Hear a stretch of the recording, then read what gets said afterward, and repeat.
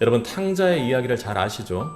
탕자는 아들의 지위를 버리고 아버지를 떠나 가진 재물을 다 허비하고 빈털터리가 되었습니다. 그리고 아버지께로 돌아옵니다.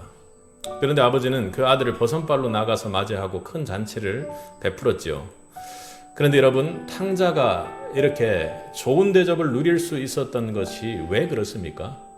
나가서는 모든 것을 잃어버리고 또 와서는 좋은 대접을 누릴 수 있었던 것이 왜 그렇습니까? 그가 그렇게 될 수 있었던 것은 아버지와 함께 하느냐 아니냐의 문제였습니다. 집 나갔다가 아버지에게로 돌아온다라는 것은 바꾸어 말하면 아버지하고 맺었던 그 끈끈하게 붙어있던 그 관계가 깨어졌던 것이 다시 회복되었기 때문입니다.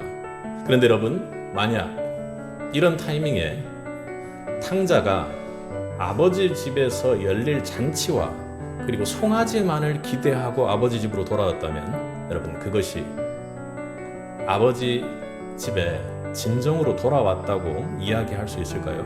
그러니까 내가 가면 아버지는 또 좋아가지고 하면서 돈도 또 좀 주시고 그렇게 하실 거야 라고 돌아왔다면 말입니다. 아마 그것이 진정으로 아버지께 돌아왔다고 이야기할 수는 없을 것입니다. 그건 진정으로 아버지와의 관계가 회복되었다고 볼 수 없기 때문입니다. 언제고 또 뛰쳐나가겠죠, 그죠? 또 깨달으러 뛰쳐나갈 겁니다. 상황만 변하면. 탕자의 인생처럼 나오미는 이방 땅에서 남편을 잃었습니다. 그러나 그녀는 언약의 땅으로 돌아오지 않고 10년을 거기서 살았습니다. 버텼죠. 그러다가 두 아들이 죽었습니다. 그녀는 어리석게도 또 버티고 버텼습니다. 그렇게 모압 땅에서 완강하게 버티며 견디던 나오미가 베들레헴으로 돌아갈 결단을 오늘 하게 되었던 것입니다. 우리 6절을 한번 읽어보겠습니다. 그 여인이 모압 지방에서 여호와께서 자기 백성을 돌보시사 그들에게 양식을 주셨다 함을 듣고 이에 두 며느리와 함께 일어나 모압 지방에서 돌아오려 하여. 그녀가 베들레헴으로 돌아가는 그녀의 동기는 엄밀히 말하면 어떻습니까? 읽어보니까 양식을 주셨다 함을 듣고 흉년의 상황이 좀 변화했기 때문입니다. 바꾸어 보면 하나님께로 돌아가는 나오미의 의사결정에 여전히 육신적인 이유가 깔려 있었다는 것이죠. 그래, 지금 와서 계산해 보니 지금 타이밍에는 차라리 베들레헴으로 가는 게 좋겠다 이렇게 생각했던 것입니다. 나오미가 남편과 함께 약속의 땅을 도망하여 모압으로 가는 것이 먹고 사는 문제 아닙니까? 지금 그리고 또 베들레헴으로 다시 돌아가는 것이 상황적으로 베들레헴이 먹고 살만할 때가 되었구나, 양식이 생겼구나 하는 소식 때문입니다. 여러분, 양식의 소식 때문이라도 나오미가 약속의 땅으로 돌아가게 된 것은 정말로 100번 잘한 일입니다. 그렇게라도 돌아가야죠. 그것은 분명합니다. 그러나 우리가 하나님께 돌아간다는 것이 육신적인 동기를 위해, 나의 육신적인 동기를 해결하기 위해 하나님을 찾는 것을 말하는 것이 아닙니다.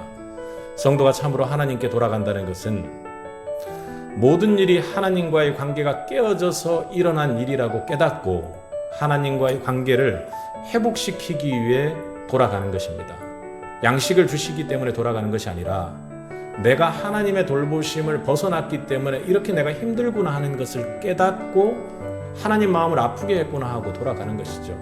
탕자가 내가 이렇게 나와 있으니 정말로 힘들구나, 아버지한테 가서 이 문제 좀 해결해야 되겠다고 돌아가는 것이 아니라 내가 아버지 곁을 떠나니까 정말로 이렇게 되는구나, 모든 걸 다 잃어버리는구나, 그리고 나의 이런 모습 때문에 아버지가 정말로 마음 아프시겠구나 하고 깨닫고 돌아가는 것이죠.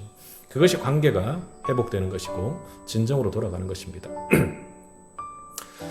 하나님께 참으로 돌아간다면 그 동기는 하나님과의 관계 회복이 최우선이 되어야 합니다. 탕자가 돌아와서 쥐염 열매가 아닌 살찐 송아지를 먹는 것도 참 중요하죠. 흉년의 해결 여부도 매우 중요하다는 것입니다. 그러나 성도에게 더욱 중요한 것은 하나님과의 관계의 회복입니다. 그래야만 하나님의 은혜 영역 안에 있는 하나님의 백성으로 돌아가는 것이기 때문에 그렇습니다. 그런데 오랜 흉년의 기간에도 많은 것을 잃고도 나오미는 여전히 그것을 완벽하게 깨닫지는 못했던 것 같습니다. 하나님은 나오미가 이스라엘 흉년 속에서 은혜 안에 살아내기를 원했습니다. 그러니까 흉년을 극복하고 풍년을 만들려고 애쓰는 자가 아니라 하나님 은혜 안에 있는 자라면 흉년일지라도 말씀과 기도로 하나님 은혜 안에서 버티는 자가 되기를 하나님은 원하셨을 것입니다. 그러나 그러질 못했죠. 그래서 모압 땅으로 간 나오미가 만약 모압 땅으로 갔다면 빨리 깨닫길 원했습니다. 나오미는 인생이 맞는 흉년을 통해 내 인생의 가장 중요한 것이 내가 하나님 은혜 안에 있는 것이구나. 하나님과의 관계가 깨어지면 내가 아무것도 할 수 없구나. 하나님은 이토록 나를 사랑하셔서 은혜 안에 내가 있기를 이렇게 간절히 바라고 계시는구나 하는 것을 깨달아야 하고 말입니다. 그러므로 우리 성도가 하나님 앞에 돌아간다는 것은 하나님과의 깨어진 관계를 깨닫고 그 관계를 회복하는 것입니다. 우리가 영적으로 이제는 은혜 안에서 질적으로 성장해야 된다고 했죠. 매우 아주 미세하게 영적으로 잘 분별해야 하는 것입니다. 실제 사역에서도 그렇죠. 교회를 떠났던 한 사업가가 사업에 큰 손해를 보고 완전히 몸이 망가져서 두 손 두 발 다 들고 사업 문제를 가지고 이 문제를 해결하기 위해 기도해달라고 저에게 여러분에게 부탁합니다. 그럼 어떻게 합니까? 여러분 어떻게 기도해요? 여러분 어떻게 기도할까요? 물론 문제 해결을 위한 기도를 하겠죠. 그런데 제가 목사로서 여기가 힐링센터도 아니고 어떤 문제 해결 센터도 아니고 점집도 굿하는 집도 아니기 때문에, 그런데 제가 간절히 기도하는 것은 진정으로 이 사업에 실패한 이 성도가, 이 영혼이 하나님 은혜 안에 설 수 있도록, 이번 일을 계기로 더 고생하지 않고 하나님 은혜 안에 설 수 있도록 해달라고 그렇게 간절히 기도하는 것입니다. 그를 통해 그 가정이 구원받는 하나님 은혜 안에 가는 것이 더 중요하다고 그렇게 기도하는 것이죠. 중요한 생각입니다. 성도가 크리스찬으로서 정말 질적으로 성장하여 내가 살아내려면 무엇이 중요한 것인지를 구별하고 분별하는 것이 중요합니다. 아니면 내 주변에 있는 사람들도 실족시킬 수가 있는 것입니다.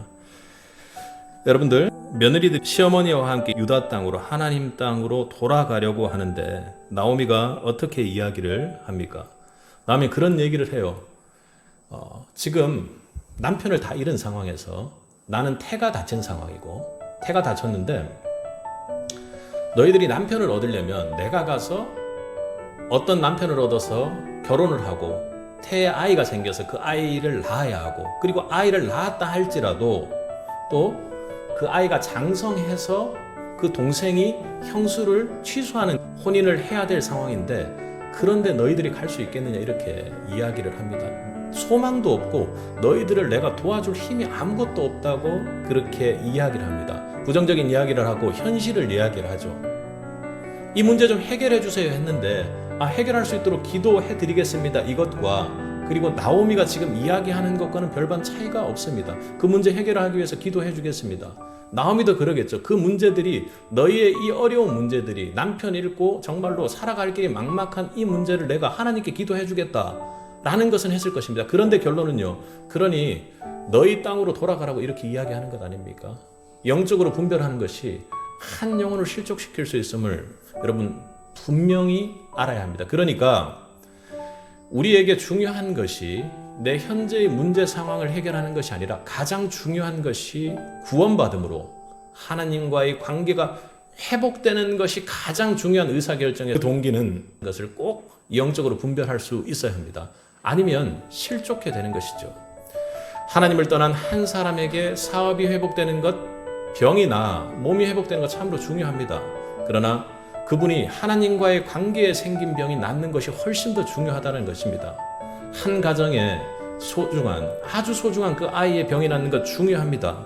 그런데 이러한 일들을 통해서 아이의 가정과 모두가 하나님과의 관계가 회복되고 주님을 직접 인격적으로 만나는 것이 더욱더 중요하다는 것이죠. 한 사업가의 망했던 사업이 일어나는 것 정말로 중요하죠. 너무나도 중요합니다. 그런데 그보다 하나님이 사업체의 주인인가, 그 사업가가 하나님과의 관계가 어떠한가가 훨씬 더 중요하다는 것입니다. 마태복음 13장에서 예수님께서 하나님과 천국 백성 사이가 어떤 관계인가를 비유로 가르쳐 주셨습니다. 비유로 하는 이유는 우리가 이렇게 설명적으로 아무리 이야기해도 깨닫지를 못하기 때문입니다. 어떤 사람이 밭을 갈다가 밭에서 세상에서 가장 귀한 보화가 감추어져 있는 것을 발견하게 됩니다. 그는 집으로 돌아가서 자기의 재산을 다 팔아서 그 돈으로 밭을 샀습니다. 왜 샀습니까? 물론 밭을 사고 싶어서가 아니라 그 안에 감추어져 있는 가장 귀한 보화를 얻고 싶어서였을 것입니다. 만약에 그 귀한 보화를 보지 못하고 그 밭을 사는데 그 밭의 소출을 생각하고 여러분 산다면 어떻게 되겠습니까? 밭에 감추인 보화는 천국입니다. 오늘 말씀으로 치면 하나님의 땅입니다. 그 보화가 감추어진 밭을 사는 사람이 바로 우리 성도입니다. 우리는 우리의 모든 것을 다 주고서라도 천국을 반드시 사야 합니다. 우리에게 있는 모든 것을 다 주고서라도 그 어떠한 것보다도 우선적으로 하나님과의 관계를 맺어야 하고 깨어졌다면 회복하는 데 집중해야 할 것입니다.